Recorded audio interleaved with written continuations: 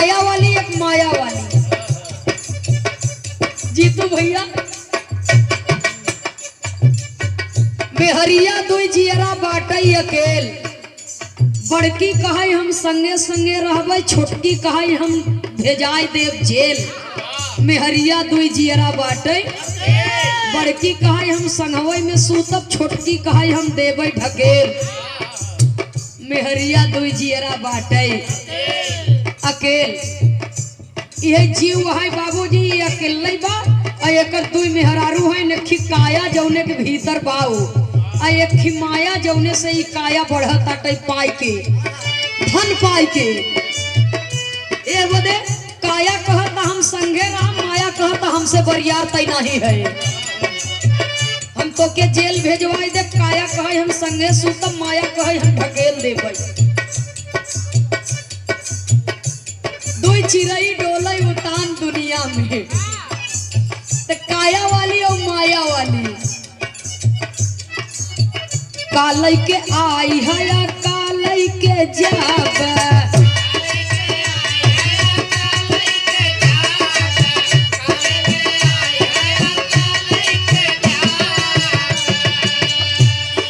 दूसरे के जटी जटी कई दिन खाब,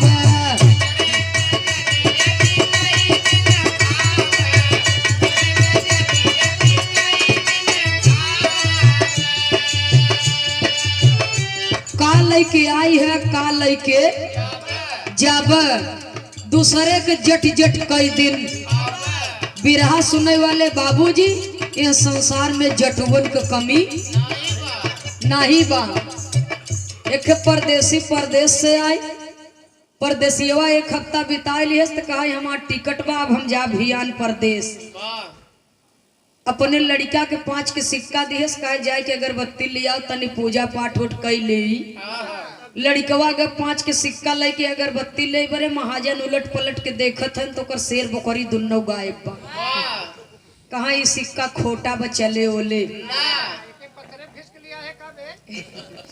कहा ये सिक्का खोटा बना चले।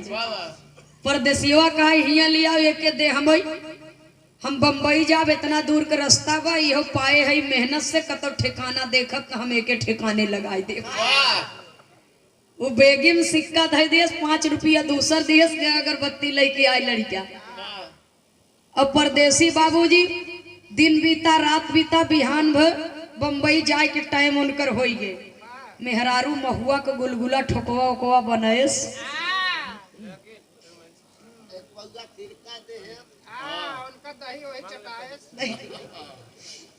और बनाएस बाबूजी बना के बढ़िया पैकिंग कर दिए, भुखाया तो खाई ली है।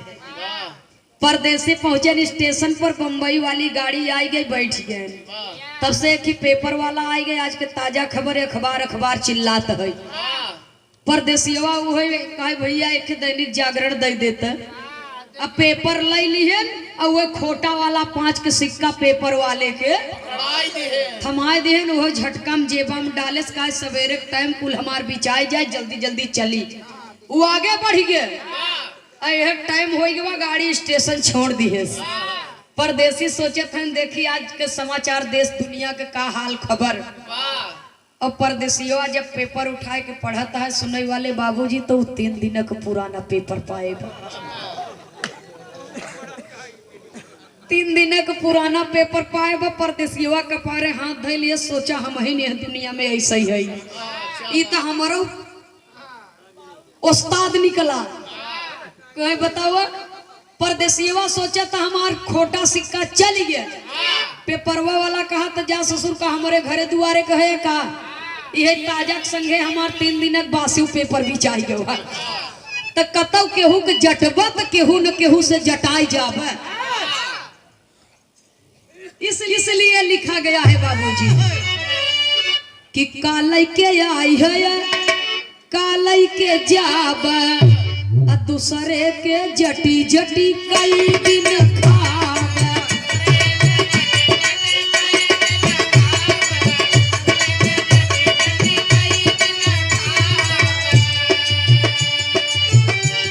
अरे ये तने पे कि शरीर माटी में मिल जाए सब जानत है, कि पैदा भई तो मरे की है बा। इतने उपे कितना गुमान दुनिया में,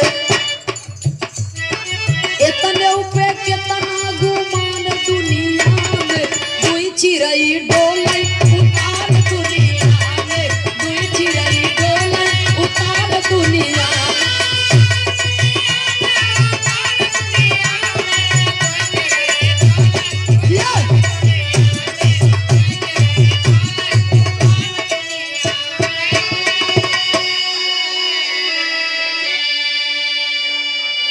निर्गुणिन भाव यह या कभो कभो हमरे इलाहाबाद में गाय दे कहे उड़ता चिरैया कहे मारा बेईमाना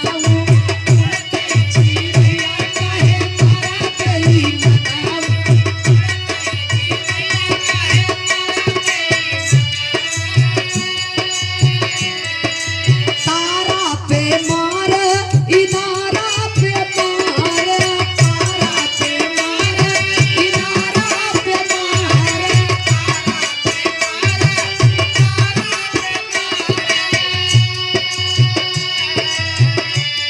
औ घड़ी लहू के बीच काहे मारा बेईमाना, घड़ी लहू के बीच काहे मारा बेईमाना।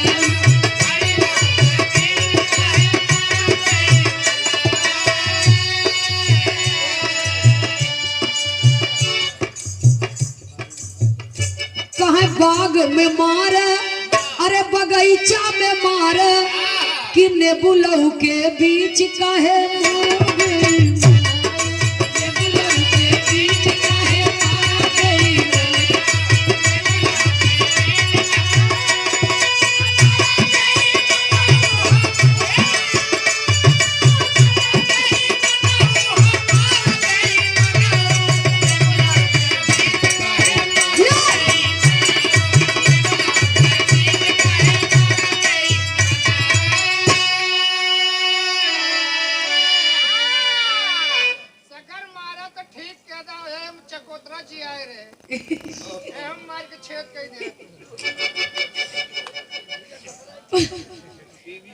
परमादेवी परम सद्य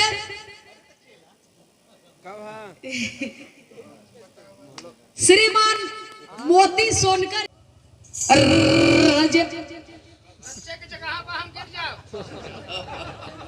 ऐसे यार हम गिर जाओ। हां ट्रांसफार्मर कर मार दो फिर उल्टा ही बोले तू आदत खराब हो गई तुम्हारा। फरियाद के बोला कर तोहर बात हम फरियाद देते ना फिर तोहर काम गड़बड़ाता बात तोहर भैया हो ई कहथन ऐसे यार राबू तो हम गिर जाब हम थोड़ी ई गाना यार राय हाँ हमार लिखा थोड़ा है ई तो बाबू हरन के लिखा है और जौने जगह के भाव है वहाँ जगह का टाइम यार रहता जब तो हूँ जाबा तो पता लागे। हाँ नहीं तू न जाब कर यही रहबे है तब आत्मा रूपी दुल्हन कहे अरे सैया हो तो है कैसे मना सैया हो तो है कैसे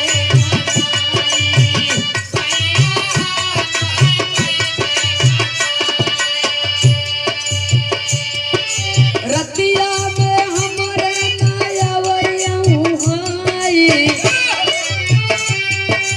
रतिया में हमारे नया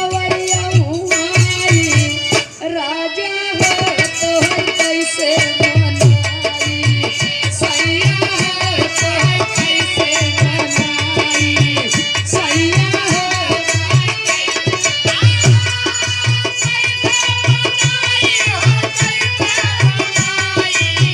सैया हो तो है कैसे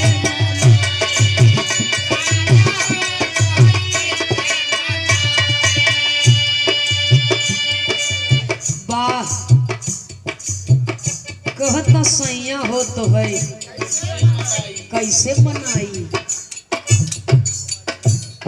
काहे बदे रूठा है कैसे मनबे ए भाव पर परम परम सद्य श्रीमान लाला मास्टर साहब सादर 51 रुपया दे करके सम्मान किए। बहुत बहुत सादर नमन है, आशीर्वाद की कामना है। इसलिए हमार कहना है दुई चिरई डोलई उतान दुनिया में, दुई चिरई डोलई उतान दुनिया में।